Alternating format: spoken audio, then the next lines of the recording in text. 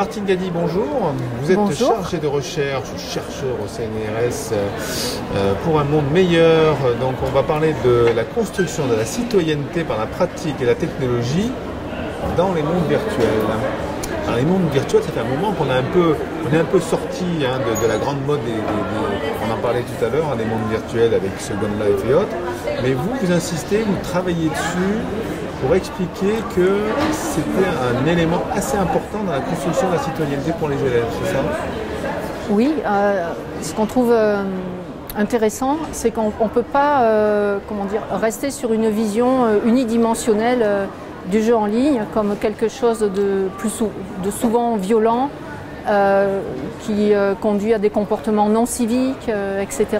Bon, même si à côté il y a quelques jeux plutôt éducatifs, ce n'est pas ce qui représente le marché principal aujourd'hui. Et donc on s'intéresse quand même à ce qui se passe sur ce marché principal qui représente des millions d'utilisateurs. Qu'est-ce qui fait sens pour eux dans ces jeux? Et l'hypothèse que l'on défend, ou la proposition, c'est que finalement il y a la construction d'une identité à la fois pour soi, personnelle et sociale dans ces jeux, qui participent de la citoyenneté et de sa construction. Alors, pour reprendre la méthodologie, je ne sais pas si vous appelez ça une méthodologie de recherche, mais oui, vous avez une version open sourcée d'un monde virtuel, un petit peu c'est ça. Vous l'implantez dans une classe. Oui, c'est ça, un collège même, c'est le collège entier, le collège de Fontaine à Gap, voilà. On fait ça avec une start-up qui s'appelle Immersive Collab et qui fait du développement sur mesure. En fonction du besoin des enseignants en fait, et aussi des élèves qui ont envie aussi de scénariser. Donc on met en place des scénarios, les élèves jouent et ensuite vous chercheurs, vous récupérez... Voilà, on observe à la fois la pratique in-world, la mise en œuvre des scénarios, comment ça se passe, comment ils s'orientent, comment ils négocient avec les objets, les artefacts, entre eux aussi, entre pairs, etc. Comment ils négocient avec l'enseignant, par exemple dans le cadre de la dictée négociée.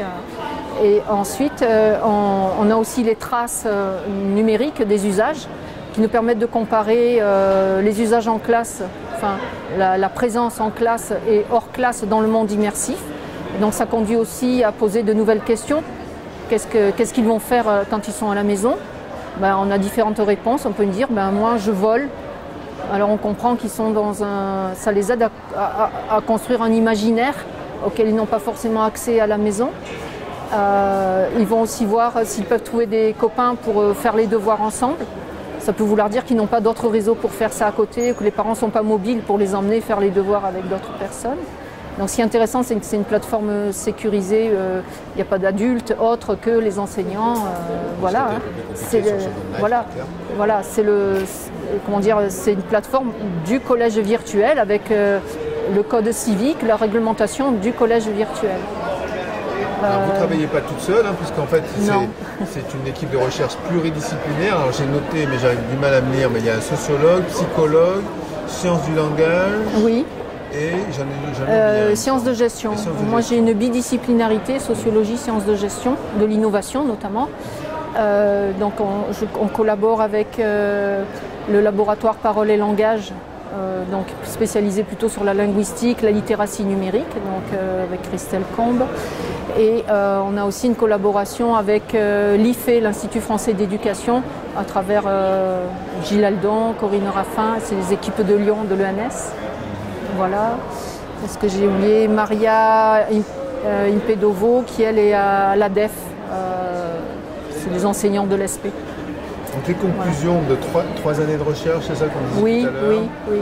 Qu'est-ce qu'on engage au niveau des enseignants? Parce qu'en fait, vous collaborez beaucoup avec les enseignants dans le cadre de... Voilà, donc les premiers résultats sont multiniveaux, c'est-à-dire qu'on a des résultats au niveau des individus élèves, au niveau aussi de ce qui se passe entre pairs, entre élèves, ensuite au niveau des individus profs et ce qui se passe entre eux dans le collège, et aussi, donc ça c'est le collectif, et aussi ce qui se passe au niveau de l'organisation, comment elle est gérée par le principal et l'enseignant coordonnateur sur ce projet.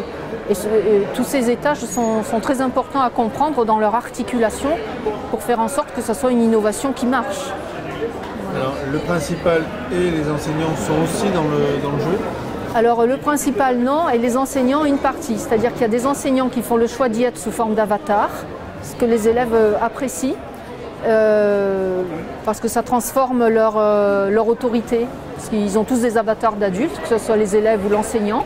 Et puis il n'y a pas la structure de la classe physique avec des tables où les élèves sont assis et le prof debout qui prend possession de la classe.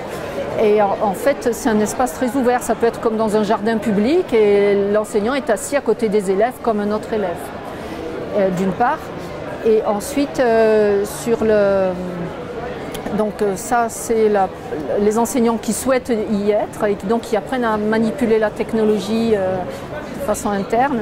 Mais il y a des enseignants qui peuvent ne pas souhaiter manipuler la technologie parce que par exemple ça peut leur donner aussi des troubles d'équilibre ou des choses comme ça peut arriver. Mais ils la font manipuler par les élèves et les élèves sont ravis d'aider l'enseignant à manipuler pour l'aider finalement à mener à bien le scénario dans lequel ils vont apprendre eux-mêmes. Voilà. Et alors ça se fait en classe pendant le temps scolaire et voilà. Aussi à la maison. Voilà, ça se fait en classe pendant le temps scolaire. Les enfants sont équipés de tablettes, donc ils peuvent aussi l'utiliser pendant les permanences, le centre de documentation. Et ils peuvent amener leur tablette à la maison et se reconnecter pour finir un travail ou simplement avoir des activités créatives autonomes. Voilà. Qu'est-ce que ça engage au niveau de la citoyenneté? On parlait de la représentation sur son avatar, comment on se positionne par rapport aux autres. Est-ce qu'on peut décortiquer un petit peu? Oui, tout à fait. Alors, si on reprend les 4 dimensions sociologiques de la citoyenneté, au niveau de l'appartenance à une collectivité, évidemment, pour eux, il y a un sentiment d'appartenance à la communauté du collège virtuel. C'est-à-dire que ce sont les enfants qui peuvent se connecter et qui vont sur le collège virtuel. Et d'ailleurs, ils partagent cette appartenance des fois avec les cousins, etc. Donc il y a vraiment une clôture sociale autour de la communauté qui l'utilise, mais en même temps une volonté d'ouverture aussi vers ceux qui n'y ont pas accès. Donc ça, c'est le fait d'appartenir à une communauté. Ensuite, il y a le sens civique, dans le sens où ils ont des devoirs, c'est-à-dire ils ne peuvent pas faire n'importe quoi dans ce monde. En gros, si on veut avoir le privilège de l'utiliser comme technologie de pointe, entre guillemets, il faut avoir un comportement responsable et civique. On ne peut pas détruire les objets des autres.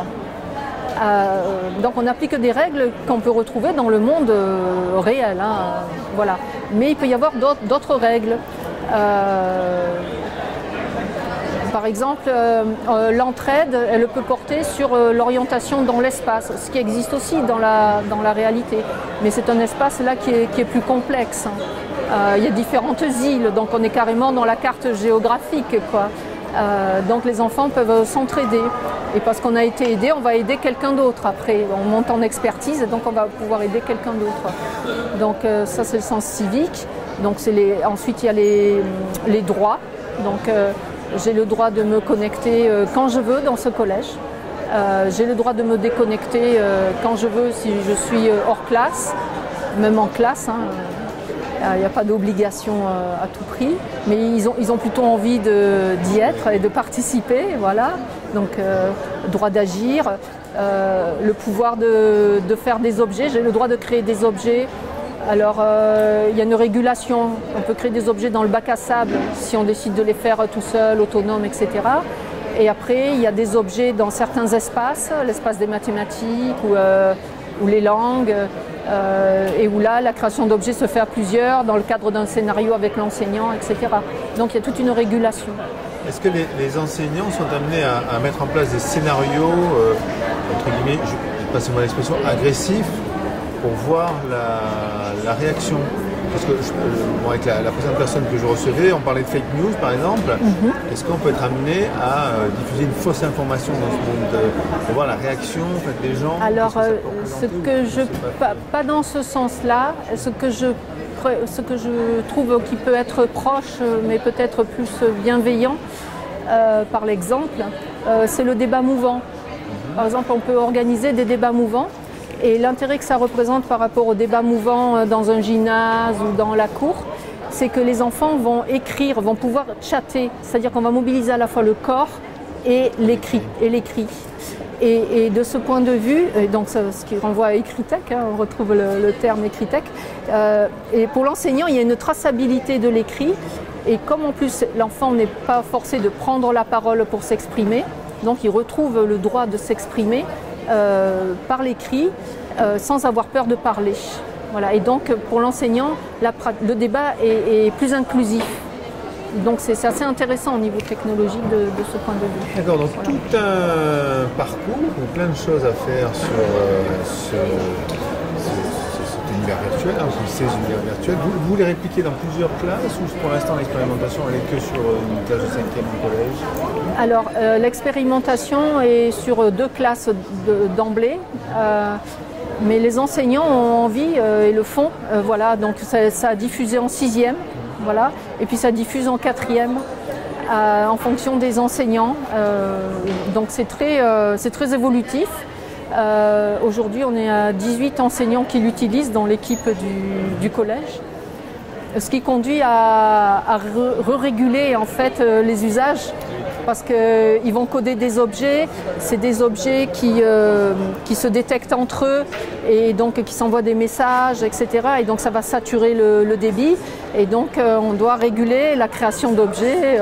Il y a des milliers d'objets qui sont créés comme ça. Et on est un peu victime du succès quelque part. Il faut une infrastructure informatique assez importante. Voilà, vous l'avez ce que vous avez fait dans le temps. Oui, c'est ça. Il faut que ça se crache. Comment dire ?